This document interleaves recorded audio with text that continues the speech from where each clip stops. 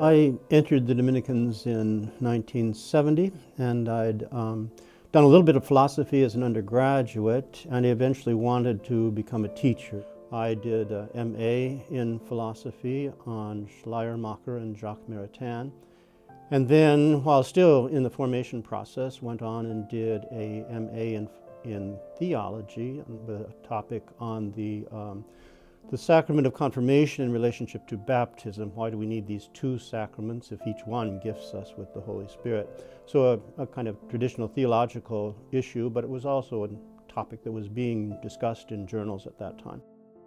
I did my dissertation, my theology dissertation, in the University of Fribourg in Switzerland.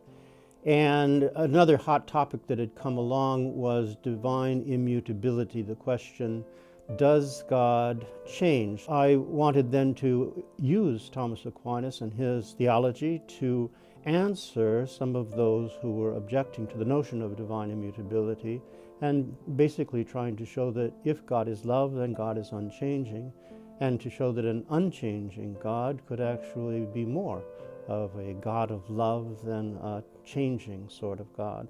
So that was what I did. What Aquinas did in about 3 sentences of one of his questions, I went on for about 300 pages and came to the same conclusion.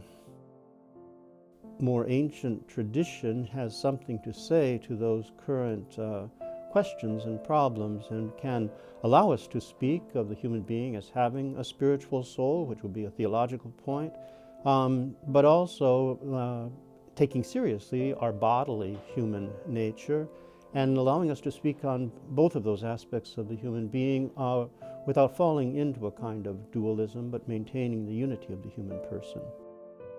In philosophy, I have a couple of courses that I do regularly. One's the philosophy of nature and the other is philosophical anthropology.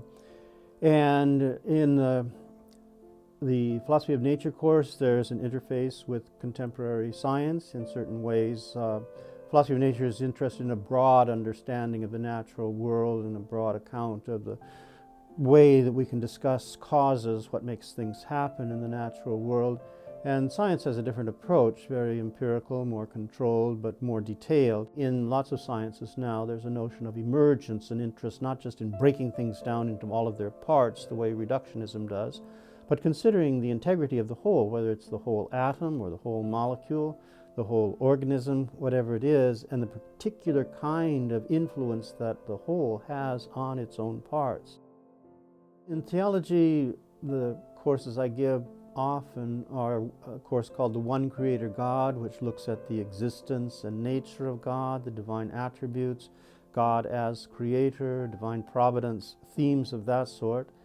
I also teach a course on the Trinity, so looking at the historical development of that doctrine, which is exciting, interesting to see how it gradually developed in the history of Christianity, as an exercise, both a kind of theological method. How do theologians think? How do they work? How do they address problems?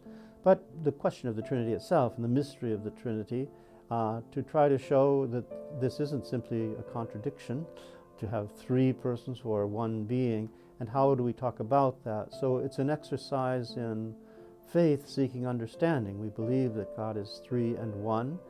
We can't explain that entirely, but using our human reason, we can penetrate kind of into the depth of that mystery.